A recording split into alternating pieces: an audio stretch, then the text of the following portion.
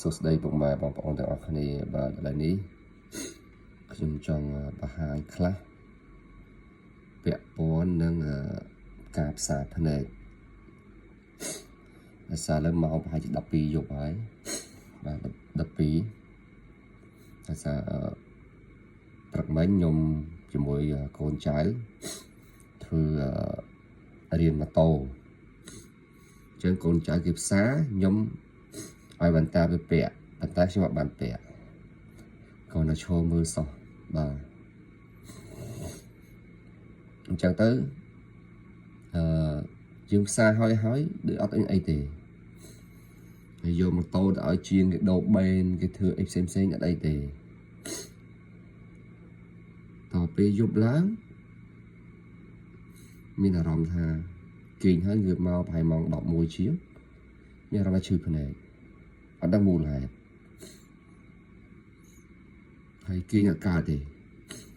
បើភ្នែកមកឈឺបើភ្នែកមកឈឺឥឡូវសំបីនិយាយថតជាវីដេអូនេះគឺបិទភ្នែកពេលដែលបើកទៅគឺធ្វើឲ្យយើងកាហាយភ្នែកហូរទៅភ្នែកហើយដូចមានអីចាក់ភ្នែកចឹង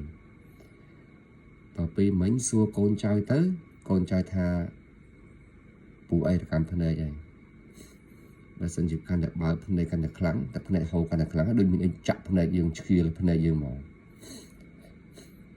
នេះហើយជាបញ្ហាដែលថាយើងអត់ធ្លាប់ផ្សារដែកនេះគ្រាន់តែកូនចៅជាអ្នកធ្វើផងហើយយើងឈរមើលប្រហែលជាថា1ម៉ែត្រពីគ្នាចុះហើយពេលខ្លះកន្លះម៉ែត្រនេះចូលមើលចោតឡើង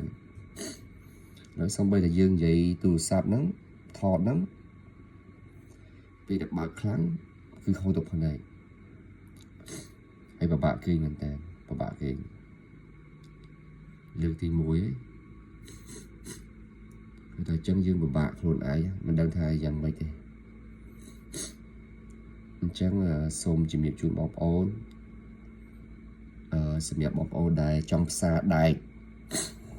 អត់ធ្លាប់ផ្សារប៉ុន្តែយើងចង់សាកលបងក្នុងការផ្សារយើងផ្សារបានប៉ុន្តែគួរតែពាក់វ៉ែនតាការពារជាមួយនឹងការផ្សារដែកដូចខ្ញុំអញ្ចឹងខ្ញុំអត់ពាក់ការពារយើងក៏ឈរមើលទេវាទៅជាឆ្លងទៅជាបង្កបញ្ហាដល់ភ្នែកយើងគេក៏មិនកើតសំបីនិយាយទូរស័ព្ទនេះខ្ញុំបិទភ្នែកបណ្ដាខ្ញុំបើកបានតិចទេពេលដែលយើងបើកខ្លាំងវាធ្វើឲ្យតែភ្នែកយើងកាន់តែហូរអញ្ចឹងវាជាកត្តាមួយដែលជាផលលំបាកមែនតើតែសារជាងគាត់ជំនាញគាត់អត់អីទេតែយើងមិនមែននេះ